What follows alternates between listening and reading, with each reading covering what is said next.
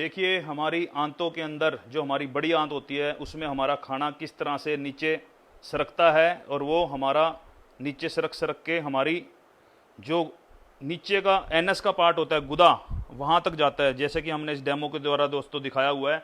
और जब इन्हीं आंतों के अंदर एक रोग लग जाए जिसको बोलते हैं कि आंतों की सोजिश, जिसको संग्रहणी बोला जाता है, और वही संग्रहणी जिसको एलोपैथी में अल्सरेटिव कोलाइटिस बोला जाता है दोस्तों, उसमें क्या होता है हमारी जो ये आंत है इनके अंदर इसका जो रास्ता होता है दोस्तों ऐसे आपस में सकरा होता चला जाता है। ऐसे जब ये रास्ता सकरा हो जाएगा, ये देखिए जो एक चौड़ी पाइप थी उस पाइप के अंदर हमारा खाना प्रॉपर नीचे जा रहा था पच पच कर, और वो लेटरिन के थ्रू हमारे गुदा मार से हमारे नीचे निकल रहा था। और वही खाना जब हमारे इसके अंदर ग्रूव्स बन जाते हैं, सोजिश आ जाती है, और उस सोजिश के अंदर जब वही खाना हमारा प्रॉपर नहीं निकल पाता तो दोस्तों उसके अंदर क्या होता है, हमारे क्या लक्षण आते हैं। सब आज हम उन लक्षणों को भी जानेंगे, उसके कारणों को भी जानेंगे, और उस बीमारी के अंदर क्या क्या हमें होता है और उसका हम घरेलू 30 दिन के अंदर हम कैसे इसका इलाज करें उसको भी जानेंगे। तो दोस्तों सबसे पहले हम इनके कारणों को जानते हैं। ये जो बीमारी है दोस्तों, जो खान पान होता है, जो इस तरह का खान पान होता है जिसके अंदर जैसे दिखा रखा है कि जो लोग हर रोज अपने खान पान के अंदर फास्ट फूड का प्रयोग ज़्यादा करते हैं, जो लोग स्ट्रेस का प्रयोग ज़्यादा करते हैं, जो लोग तनाव में रहते हैं, उन लोगों को दोस्तों सबसे पहले की जो बीमारी बनती है वो बनती है IBS। IBS का मतलब होता है आंतों के अंदर सोजिश आ जाना, इरिटेबल बाउल सिंड्रोम नाम की एक बीमारी होती है दोस्तों। और ये देखिए ये हमारे पेट के अंदर तकरीबन इस तरह से हमारा ये देखिए ascending colon, descending colon, transfer colon होते हुए और ये लास्ट में हमारा एनस हो जाता है दोस्तों। ये इस तरह का स्ट्रक्चर हमारे पेट के अंदर बड़ी आंत का बनता है, जैसे कि मैंने दिखाया असेंडिंग, डिसेंडिंग, ट्रांसफर और नीचे रेक्टम, ऐसा हमारा एक ये स्ट्रक्चर हमारी बड़ी आंत का बनता है। और इसी बड़ी आंत के अंदर जब एंडोस्कोपी की जाती है, सिग्माइडोस्कोपी की जाती है, तो उससे जो पेट का डॉक्टर है वो ये बताता है कि आपको अल्सर हो गए हैं, पेट में जख्म हो गए हैं। वही जख्मों का दोस्तों मैंने जो कारण बताया आपको कि भी इसके अंदर हम जब इस तरह का भोजन करते हैं तो वो IBS की नाम की बीमारी लग जाती है। जो हम स्ट्रेस लेते हैं, जो लोग तनाव में रहते हैं, एक जीवन शैली एक ऐसी होगी लोगों की कि कोई लोग हंसते नहीं है, समाज में एकल परिवार हो गया जिस वजह से लोग सारे ये इस बीमारी से ग्रसित हो जाते हैं। और उसी के अंदर ही दोस्तों जब वो बीमारी IBS से IBD बन जाती है, इरिटेबल बाउल डिजीज, इसका मतलब उसके अंदर इन्फ्लामेशन होगी। उसके अंदर होता क्या दोस्तों, अब हम लक्षणों की बात करते हैं।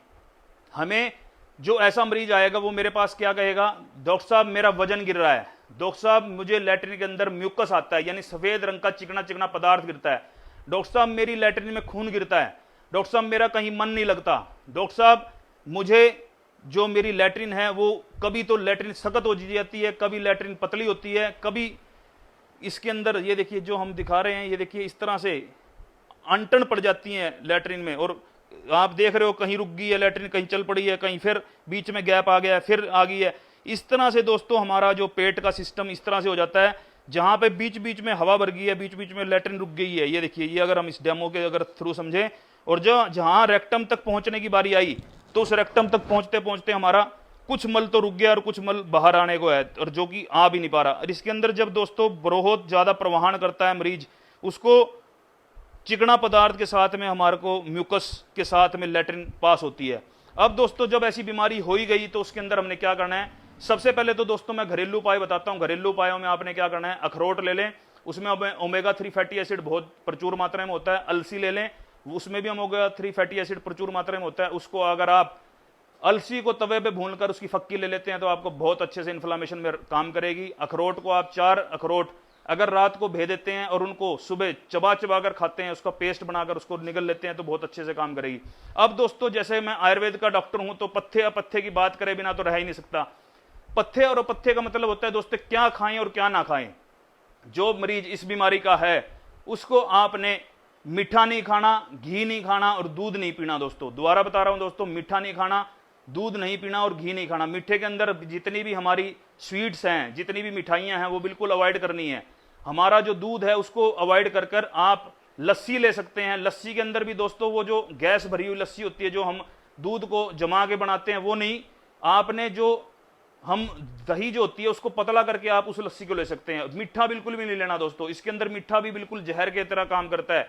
ये देखिए हमारा जो भोजन है ये नहीं तो रुक रुक के दिक्कत करता हुआ, हमें तंग करता हुआ, हमें बार बार परेशान कर देगा। और ऐसी सूरत के अंदर ये देखिए म्यूकस भी है साथ में, वाइट कलर का, और साथ में जब स्टूल के साथ जब मिल गया है तो ये इस तरह से ये एक किस्म का दोस्तों आंतों का कोड लग जाता है एक इंसान को।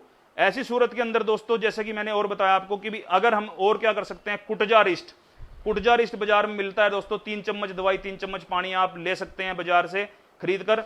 और हमारा दोस्तों ये अल्सरेटिव कोलाइटिस क्योर का नाम से हमने एक पाउडर बना रखा है। इसका अगर आप 3 चम्मच दवाई 3 चम्मच के करीब में पाउडर जो ये दवाई अगर सुबह शाम ले लेते हैं तो आपका बहुत अच्छे से संग्रहणी दूर हो जाएगी।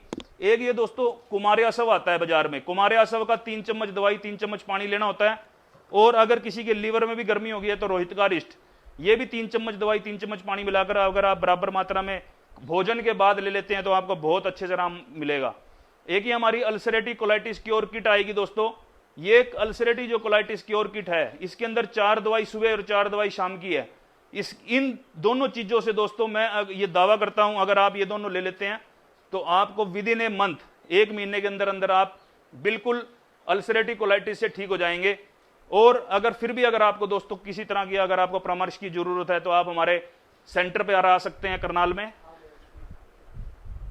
तो इसी के साथ ही दोस्तों मैं अपनी वाणी को विराम देता हूं। जय आयुर्वेदा, जय भारत।